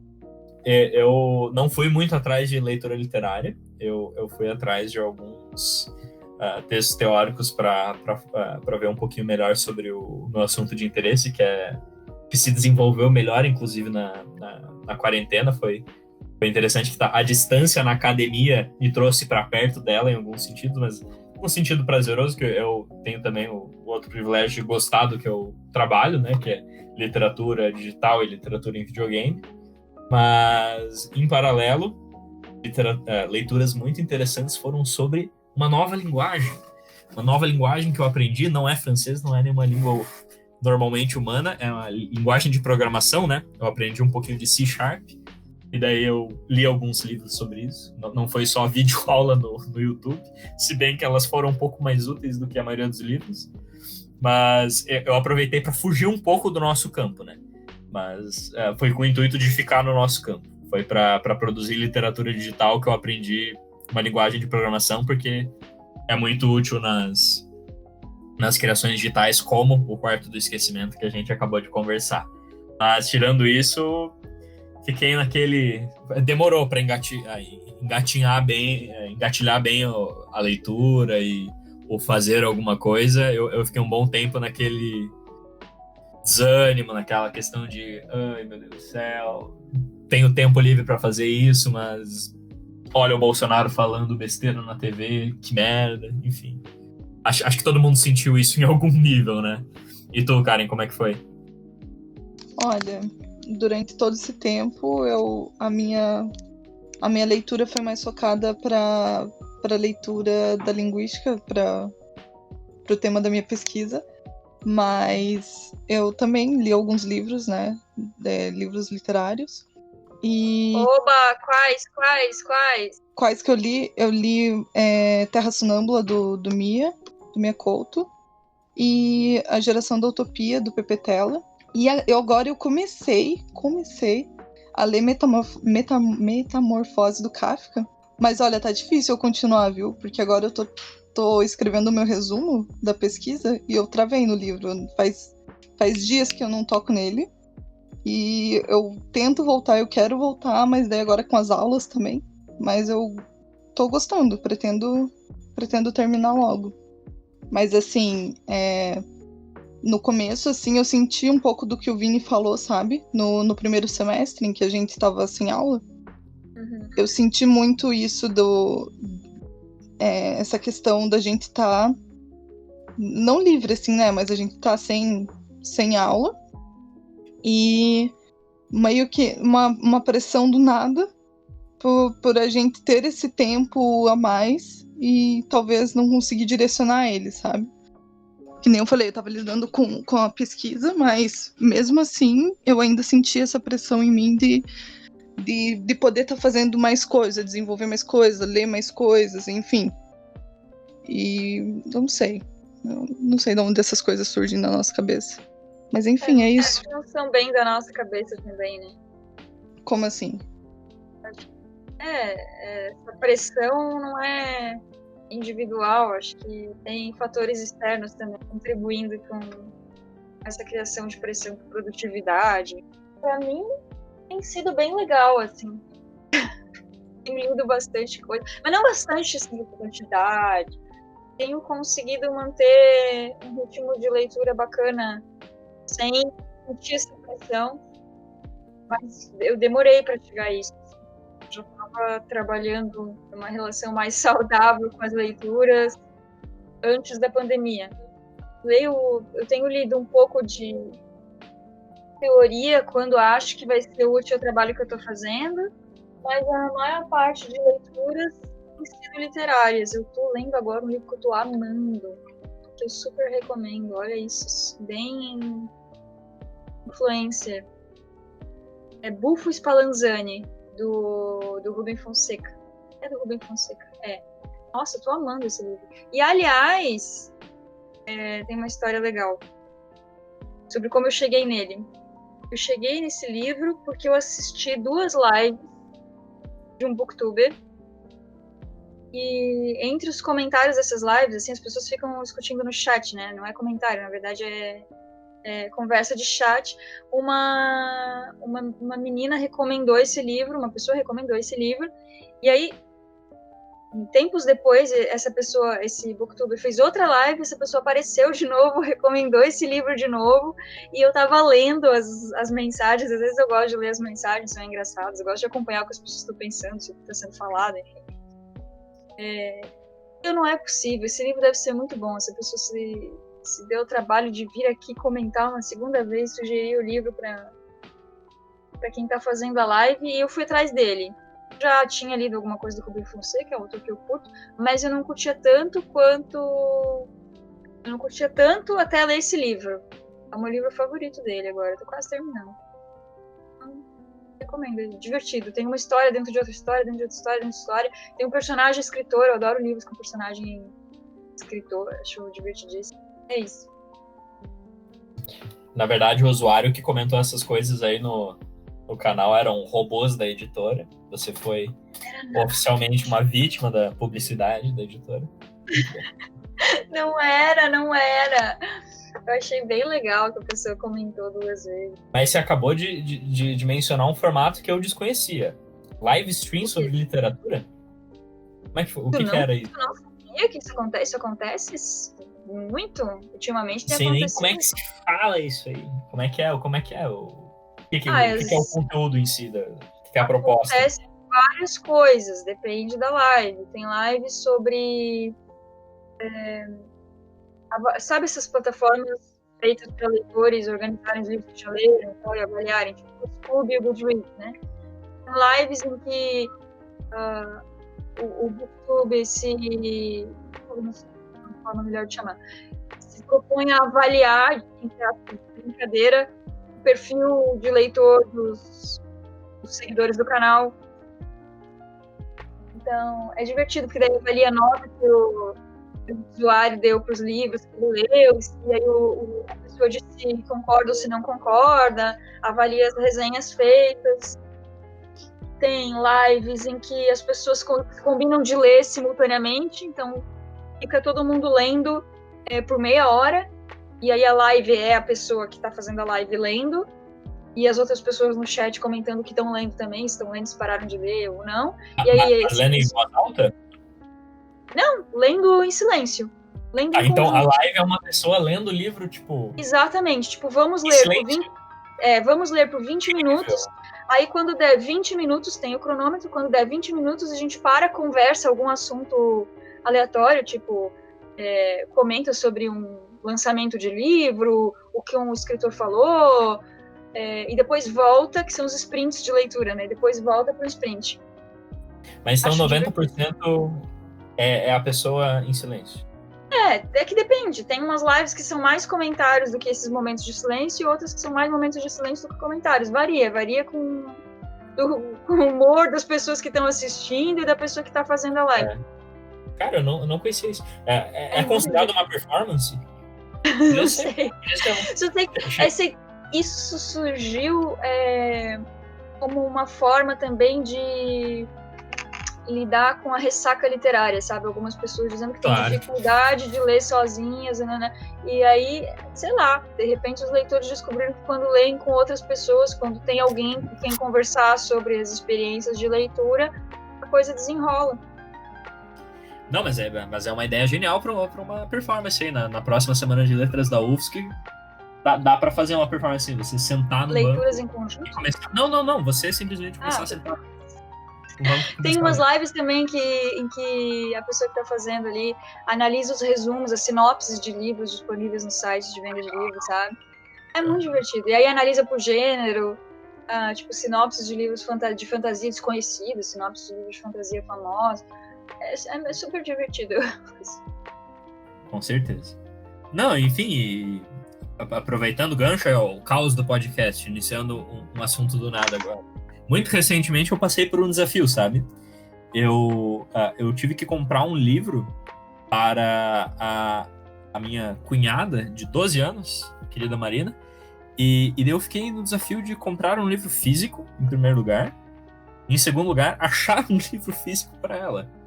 Então, primeiro eu segui a indicação de John Green. Você acredita que eu não achei muita coisa do John Green aqui em Balneário Camboriú? Não achei. Mas tu foi comprar novo, então. Tu foi procurar em livraria física. Não, eu fui em livraria física, justamente. Mas então por isso. É que já deu já saiu um pouco de moda, né? Acho que as pessoas já deram uma enjoada. Não, pois é. Mas agora, continuando. Foi difícil achar isso, e também foi difícil achar qualquer outra coisa, assim, nessa faixa etária. Tipo assim, tinha uns Harry Potter, assim, meio perdido. Tinha tipo assim, pega uma saga, assim, tinha alguns perdidos, sabe? Mas eu fiquei muito admirado, porque eu, particularmente, fazia muito tempo que eu não entrava em uma livraria, né? Eu, normalmente, eu só tenho frequentado sebo ou livrarias online, né? Ou, entre aspas, livrarias, se é que vocês me entendem, online. Sim. Né? Mas ninguém aqui suporta a pirataria, porque isso é um crime. E, enfim, foi difícil, tá? Eu confesso. Foi difícil achar alguma coisa que se encaixaria ali. Além de já ser um pouco difícil mesmo para nós, letrados e intelectuais de literatura, é um pouco difícil pegar essa faixa etária. Não, enfim, pelo menos... é uma faixa... Não, pelo intelectuais, eu quis dizer. É uma faixa etária difícil mesmo. Até porque varia muito o nível de leitura, assim. Tem crianças com 12 anos que leem Harry Potter e tem crianças com 12 anos que têm dificuldade de ler um livro de, sei lá, 50 páginas, assim, com pouco texto e muita ilustração. Varia bastante. Varia. É uma fase bem complicada, ainda mais, enfim. E daí eu fico me colocando ainda na posição como professor de língua portuguesa, né? Como realmente é difícil pegar esse aluno descontextualizado, você não sabe o que ele já leu, né? Claro que existem uma possibilidade de você fazer um exercício e perguntar, interagir com os alunos e ver o histórico de leitura dele, mas ao mesmo tempo eu acho que é uma boa ponte você tentar se aproximar desse contexto, enfim. Claro que eu acho que já é bem comum dentro da licenciatura e de práticas pedagógicas de língua portuguesa pensar em redes sociais, pensar em YouTube, pensar no cenário audiovisual, mas eu ainda acho que é uma baixa adesão da mídia em si, né? Eu acho que hoje ainda, se for pensar no que são as práticas, a gente ainda tá muito naquela coisa do fazer um teatro em vídeo, encenar um conto no vídeo, enfim, estágios da vida, né? Mas como assim? Tu quer dizer baixa adesão da mídia, como assim?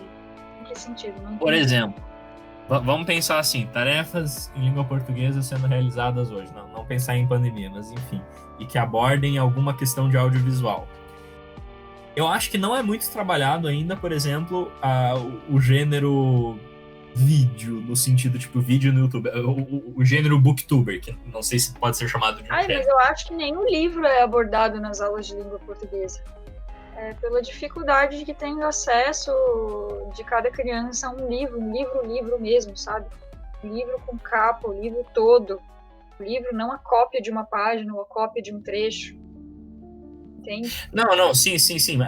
Pensando ainda no cenário ideal, enfim. Mas isso é de fato um problema. Mas eu penso assim, tipo, pelo menos a gente ainda nesse cenário de licenciatura em letras portuguesas na Universidade Federal de Santa Catarina, né? Eu falo ainda mais, eu e a Karen que estamos cursando junto, é frequente nos PCCs, nas disciplinas de licenciatura, falarem sobre, trabalhar então, por exemplo, inclusive, olha que exemplo bom que eu dou agora. No último vestibular da UFSC, nas opções de redação, uma das opções era textão em redes sociais, né? O gênero textão. Só um exemplo. Mas eu digo mais assim, se a gente fosse pegar o corpus, que é o quê? Atividades realizadas em sala de aula no ensino médio / fundamental que abordam novas mídias, né? Eu acho ainda que ainda está um pouco restrito ao vídeo descontextualizado, e eu ainda acho que é muito mais o vídeo teatral, o vídeo no sentido, tipo, faça um vídeo contando a história de blá blá blá, entendeu? Ou então, na rede social, publique, faça um texto tal e publique na sua rede social, né? Eu acho que ainda não se trabalha, por exemplo, podcast. Ou fazer uma análise em vídeo de um livro, entendeu? De um conto. Acho que esses ainda não são muito bem abordados dentro desse contexto de ensino, sabe? O que vocês acham? Eu já vi experiências em sala de aula em vídeo poema, por exemplo. Mas é algo pontual, assim, eu acho que os professores também não têm contato com essas mídias mais novas, sabe? Não sei nem, acho que eles não têm nem tempo de consumir ou condição de consumir o livro físico. Quem dirá, não estão nem inteirados sobre os lançamentos que tem na literatura para as diversas idades, enfim, dos novos títulos, quem dirá novas mídias e tudo mais.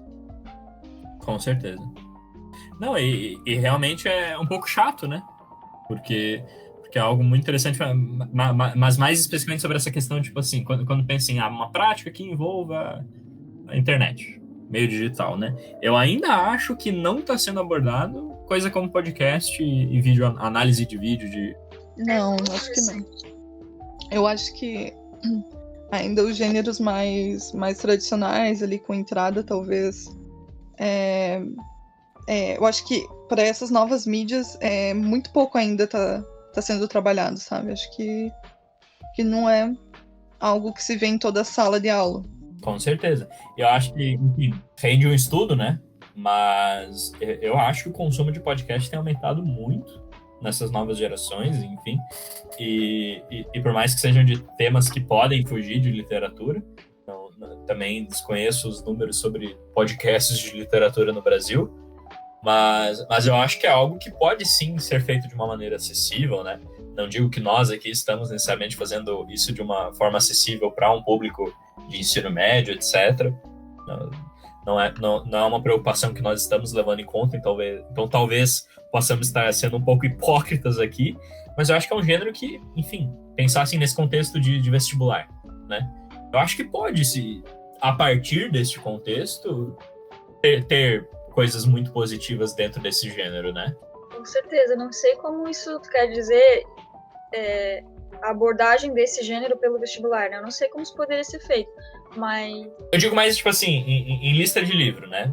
Pensar assim, saiu a lista de livro da UFSC.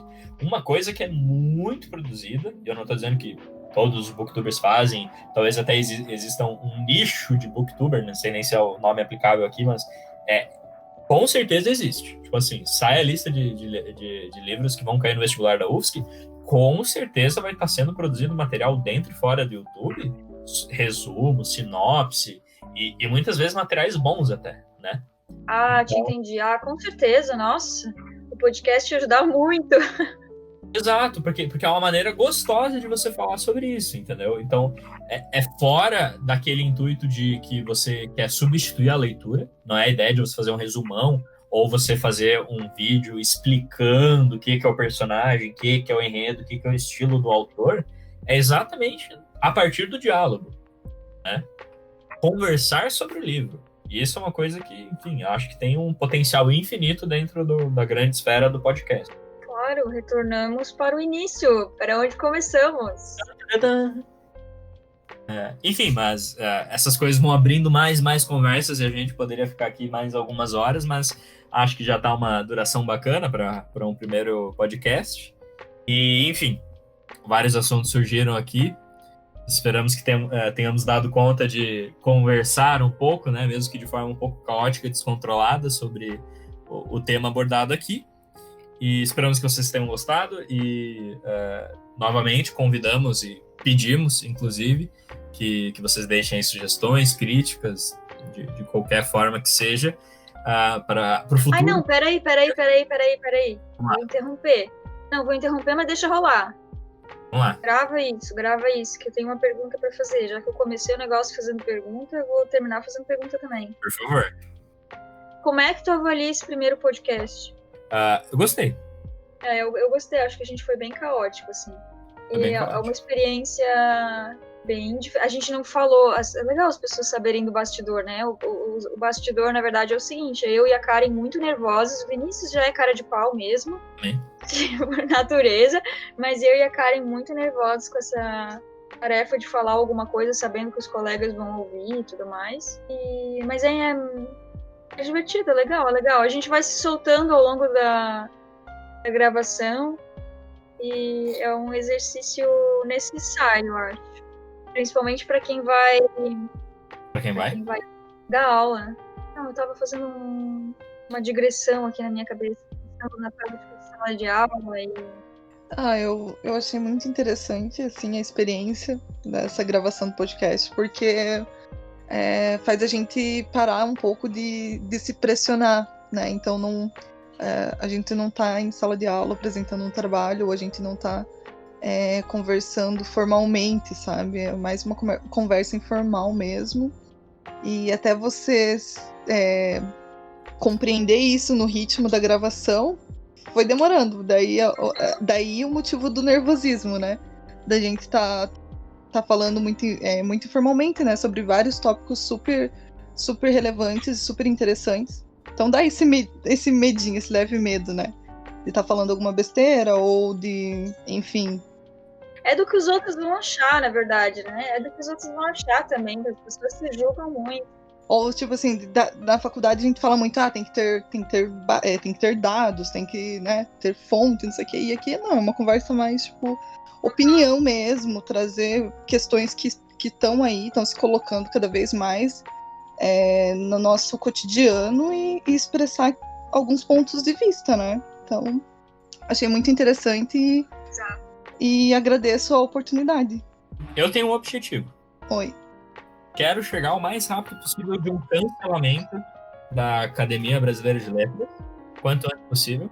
Não, mas tá sendo bem prazeroso, bem novo. Olha que louco, a gente desaprende a falar ao longo dos anos. A gente não consegue mais sentar com um colega e só dizer o que achou de um livro, de um tema, de uma coisa. É meio que um desaprendizado mesmo, porque o medo faz isso, né? Com certeza.